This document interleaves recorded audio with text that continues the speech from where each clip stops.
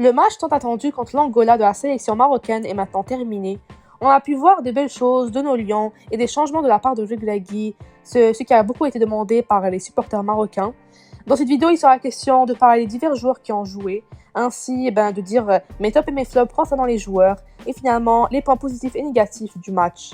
Avant de commencer, n'oubliez pas de vous abonner, liker, partager et commenter si vous aimez le contenu, car c'est vous la force. Donc pour commencer avec les joueurs qu'on a pu voir aujourd'hui, donc tout d'abord il y avait Bruno dans les cages.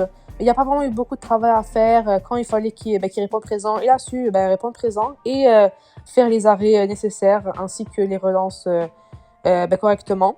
Ensuite, il y avait Agled en défense centrale. Vraiment, il répond toujours présent avec le Maroc. Il se surpasse tout le temps. Et vraiment, je suis bouche bée du fait que tout le temps, à chaque match, c'est carrément le seul joueur, même pendant les matchs difficiles, c'est le seul joueur qui se démarque du lot et qui ne nous déçoit pas. Après lui, c'est la première fois qu'on l'a vu aujourd'hui avec Agled. Surtout, c'est sa première fois qu'il joue avec la sélection. Il a été appelé depuis le rassemblement avec le Brésil. Et depuis, il n'a toujours pas joué. Et c'est aujourd'hui qu'il a fait son début avec le Maroc. Et pas seulement en tant que remplaçant, mais en tant que titulaire. Donc c'est quand même c'est quand même assez compliqué de se dire ouais, moi je remplace Seyss et tout. Donc ça a dû quand même être stressant pour lui. Mais malgré ça, je ne l'ai pas trouvé exécrable. Mais il y a des moments où il a peut-être fait des erreurs qu'il n'aurait pas dû. Et que je pense qu'Agled était là pour le recouvrir. Ou sinon des erreurs parfois qui auraient pu être tombé en pénalty, comme par exemple à 2 reprises, je me souviens dans la boîte, il a fait des erreurs qui étaient assez limites. Ensuite, on avait Hakimi en arrière droit. Comme d'habitude, j'ai envie de dire que Hakimi apporte à la fois offensivement et défensivement, mais c'est parfois, il avait un petit peu de déchets techniques, des déchets de passe, mais sinon, en général, il était quand même dangereux sur son côté, il montait, et grâce à sa vitesse, il réussissait à prendre de vitesse les défenseurs angolais et à amener du danger sur la surface de réparation angolaise. De l'autre côté, il y avait Atiyatullah qui nous a fait la seule et unique passe décisive du match. Il a été assez bon, j'ai envie de dire, malgré qu'il joue actuellement en Russie. Ensuite, au milieu de terrain, il y avait Mrabot qui était le rideau de la défense. Vraiment, il est toujours là au bon moment. Il sait jouer de son physique pour récupérer les ballons et pour les donner de droite à gauche pour faire circuler le ballon. Donc vraiment, c'est... Même si lui aussi, il a quand même une situation assez difficile avec son club, avec la sélection, il répond toujours présent. Ensuite, Ounahi, lui a une situation difficile avec son club, l'OM. Il ne joue pas beaucoup, mais avec le Maroc, à plusieurs reprises, il nous a montré qu'il avait toujours son niveau. Et aujourd'hui, je l'ai trouvé un peu moins, on va dire, un peu moins mis de l'avant. On dirait que les joueurs jouaient un peu moins avec lui. Et je sais pas, on dirait que je l'ai pas vu comme avant. Avant, il était beaucoup dans le jeu, avec le triangle des Bermudes, avec Hakimi, Ziyech et Ounahi. Mais aujourd'hui, j'ai trouvé un peu, pas qu'il était invisible, mais juste que, je sais pas, il y a pas tenté de tir vers le but, ni rien, donc reste à voir. Ensuite, il y avait Diaz, que lui, on a vu tout ce qu'il a apporté sur le terrain, vraiment avec sa technicité, il sait sortir des petits espaces, et vraiment, de dribble, et voilà, c'est efficace. Et c'est bon, et là, il se dirige vers le but, c'est vraiment un joueur incroyable. Il jouait beaucoup avec Hakimi. On dirait que vraiment les autres joueurs essaient de le mettre de l'avant et d'essayer de le faire marquer. Et c'est peut-être même pour cela que peut-être que Ounahi n'a pas été mis en valeur, parce que justement, je pense que Hakimi a beaucoup joué avec Brahim Diaz, et même chose pour Ziyech. Sur l'aile gauche, il y avait Ben Serer, vraiment, il m'a épaté. Je ne m'attendais pas à avoir un tel niveau de sa part, surtout que c'était son premier match avec le Maroc, puisque lui, il venait de prendre la décision de jouer avec le Maroc, sa première sélection, et vraiment, il m'a épaté. Il est efficace, c'est vraiment un bouffel, mais carrément en meilleur. 2 petites dribbles, il tire, puis vraiment, il apporte beaucoup de danger avec le Maroc sur le terrain. Vraiment, j'ai aimé ce qu'il a proposé, sa vision de jeu. Et vraiment, il y a eu beaucoup d'emphase sur la venue de Brahim Diaz avec la sélection, et peut-être un peu moins sur celle de Ben Serer, mais vraiment, aujourd'hui, Ben Serer, pour moi, a été le meilleur sur le terrain, ou bien l'un des meilleurs. Ensuite, Ziyech sur l'aile droite. Comme d'habitude, notre maestro, il est là à nous débloquer des situations avec ses centres millimétrés. Vraiment, il ne déçoit pas, surtout avec ses combinaisons avec Hakimi. Il revient défendre quand il le faut et tout, donc au top. Ensuite, finalement, en pointe, il y avait El Kaabi, enfin pas Nesré, mais bon, El Kaabi nous a quand même fait quelques loupés. Il a quand même raté des grandes occasions, mais on ne va pas lui en vouloir pour cela, puisque il faut lui laisser sa chance. C'est pas juste en un seul match qui va nous prouver son niveau, malgré qu'il ait raté plusieurs occasions, mais il participait quand même au jeu. Ensuite, il y avait, pour les changements, Richarlison est rentré en premier lieu. Et en vrai, il n'y a pas eu d'action parce que je me suis dit, waouh, ce joueur est incroyable. Mais il participait au jeu. Vraiment, on dirait que c'est un Mlah, mais en plus technique, plus propre sur les relances. Vraiment, c'est une version meilleure de Mlah. Ensuite, Rahimi, lui, vraiment, c'est l'entrée qui m'a le plus épatée parce que vraiment, on voyait qu'il avait la rage, qu'il voulait vraiment montrer à Regragui, aux supporters marocains, qu'il avait sa place auprès de la sélection. Et vraiment, il est rusé, il essaie de chercher les fautes, il essaie de faire causer des fautes par les joueurs angolais. Comme ça, on a des coups francs qui malheureusement n'ont pas réussi à être bien tirés.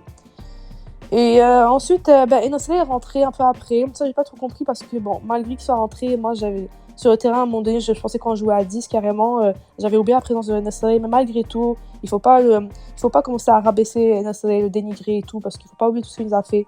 Et que ça reste un humain et que ça arrive les erreurs et tout. Donc, certes, avec le Maroc, il n'est pas bon. Juste qu'on ne le mette pas sur le terrain, ce n'est pas le numéro 9 du Maroc, mais le fait de le dénigrer tout le temps et de l'insulter de plusieurs noms, je trouve que c'est un peu inutile. Ensuite, El Azzouzi était rentré lui aussi, il a remplacé Amrabat. Et vraiment, je pense que c'est vraiment le futur en passant d'Amrabat parce que malgré les petites erreurs qu'il a pu faire aujourd'hui, on peut voir qu'il a un profil très similaire d'Amrabat et je pense avec un peu plus de pratique et d'expérience, il pourra assez facilement prendre sa place quand Amrabat va être un peu plus vieux, quand il va prendre sa retraite internationale. Ensuite, Khrous est rentré, je n'ai pas vraiment trop vu que il n'est même pas rentré pour 10 minutes. Donc, ça reste un joueur d'avenir, comme d'habitude. Il a peut-être fait quelques petites erreurs, ou peut-être grosses erreurs pendant la CAN, mais ça il reste que c'est un joueur de talent, il a un grand talent. Et il faut lui laisser plus sa chance et lui laisser le temps de se développer. Romash, lui aussi, il est rentré, il n'a pas eu beaucoup de temps. Je voulais vraiment le voir plus et j'espère vraiment que quand la Mauritanie, on le verra un peu plus de temps, ou même commencer titulaire, parce que tout le monde nous le vend comme la version de Ziyech, mais en meilleur. Donc j'ai vraiment hâte de voir son niveau avec la sélection. Mais du peu que j'ai pu voir, ce n'est pas décevant. Maintenant pour parler de mes tops et mes flops. Donc pour commencer avec les tops, en première place, je vous montrais vraiment Ben Seghir parce que ce gars-là m'a épaté. Je ne m'attendais pas à un aussi bon niveau dès son premier match. Et vraiment... il était épatant, c'était pas décevant, comme je l'ai dit, vraiment avec ses dribbles efficaces, il ramenait du danger. Ensuite, Rahimi, à la deuxième place de mes tops, parce que je m'attendais pas non plus à une entrée aussi époustouflante. En vrai, c'est lui qui a mené au but, c'est celui qui a eu le seul but du match. Et en plus de ça, vraiment, il a participé au jeu, c'est vraiment, je pense, peut-être le numéro 9 qu'il nous fallait, mais bon, il faut encore une fois l'utiliser à long terme pour voir ce que ça fait. Ensuite, mon troisième place, je mettrai Agled parce que vraiment, ça c'est le joueur qui, à tous les matchs, il est constant avec le Maroc. Il ne déçoit carrément pas, il est toujours à un bon moment, donc il mérite vraiment d'être dans les tops.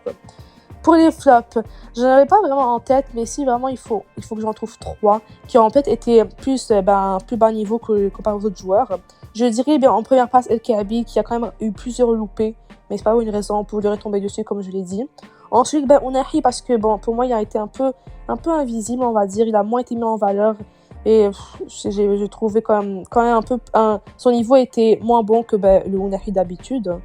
Et finalement, je mettrai Abkar qui a quand même fait plusieurs erreurs sur le terrain, surtout qu'il a un poste qui est quand même important et que les erreurs sont parfois impardonnables. Pour les points positifs et négatifs du match, donc pour ça avec les points positifs, bien sûr, je dirais que les changements qu'on a pu voir, c'est vraiment ce qu'on voulait de Regragui et il nous a enfin écouté. Il y a un changement du système, mais aussi le changement de joueurs. Dans le 11 de départ, on a pu voir plusieurs nouvelles têtes, par exemple Brahim Diaz ou encore Ben Seghir ou finalement même Abkar. Donc, et même les joueurs qui sont rentrés, on a pu voir genre de la jeunesse rentrer. Et que Regragui, je pense vraiment, il prépare l'avenir et surtout, il prépare la CAN qu'on jouera chez nous très bientôt. Ensuite, pour le numéro 9, je trouve que c'est quand même un peu positif par rapport à ça, puisque depuis quand même assez longtemps, on se dit, ouais, numéro 9, on sait pas, on met El Kaabi, on met Nesseré, on reste toujours insatisfait avec eux. Mais je trouve que Rahimi aujourd'hui nous a montré quelque chose comme une rage, une certaine volonté de vraiment presser, de marquer, que aucun numéro 9 nous avait vraiment montré avant. Donc j'espère vraiment que au prochain match, Rahimi, peut-être, pourquoi pas le voir en numéro 9, puisque peut-être qu'il va nous faire, qu'il va nous marquer des buts et tout, on va se dire, waouh, c'est lui qu'il nous fallait. Même s'il n'est pas forcément son poste, le poste où il joue en club, mais pourquoi pas l'essayer ce poste-là avec la sélection. Et s'il nous satisfait, c'est parfait pour nous. On va dire les points faibles du match, ça serait en premier lieu l'efficacité, on sait très bien. La sélection a un grand manque d'efficacité. on rate plusieurs occasions de but, on fait tout dans la passe de trop, on est toujours, au lieu de dans la simplicité, on se complexe la vie, on fait des dribbles, blabla, et après on perd le ballon, les joueurs perdent le ballon. Donc à un moment donné, l'efficacité, c'est tout le temps un gros problème avec la sélection. Et tout le temps, on a 5000 occasions pour marquer, et au final, on en marque une ou deux. Et c'est pas assez, il faut vraiment arranger ça. Ensuite, pour le dernier point faible que que j'ai à mentionner, ce serait les coups francs. Vraiment, les coups francs, on en avait quand même plusieurs. Mais au final, ils étaient tous gaspillés. Soit parce que, je sais pas, Hakimi nous l'a envoyé à 5 mètres, ou sinon il y avait personne pour toucher le ballon et le frapper vers le but. Vraiment, il y avait plusieurs coups francs, même des centres venant de Ziyech, qui n'étaient même pas déviés, qu'aucun joueur n'interceptait et qui fait juste partir et sortir du terrain. Donc vraiment, je trouve qu'il faut vraiment améliorer ça, que peut-être le Greggy devrait plus pratiquer le coup franc, puisque c'est quand même un truc assez important, on en avait plusieurs, et on peut même, ça peut même devenir une force chez nous, genre si on sait quand même maîtriser les coups francs et les marquer, ça peut devenir une force. Donc j'espère que ça sera pratiqué aux entraînements. Et sinon, en général, le match, c'était quand même une satisfaction pour moi, puisqu'on a pu voir plusieurs joueurs, et surtout que il y a eu des changements de système, on a vu des changements, donc on sait très bien que les Greggy n'est pas refermé aux changements, et que bien sûr, j'espère contre la Mauritanie, ça sera un tout autre match, on pourra avoir d'autres joueurs, et surtout qu'on sera satisfait encore une fois de la prestation des joueurs, et que ce qu'on a vu aujourd'hui qui nous ont satisfait, qu'au prochain match, ils nous satisferont encore.